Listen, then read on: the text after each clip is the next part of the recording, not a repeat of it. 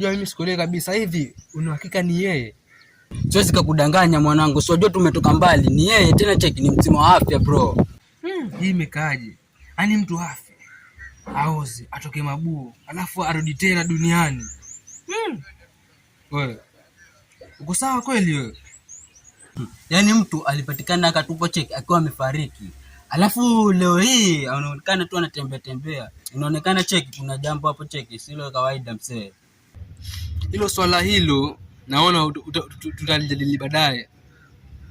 Acha sasa nikapate kiamsha kinywa, alafu baadaye nitakutafuta tuongee.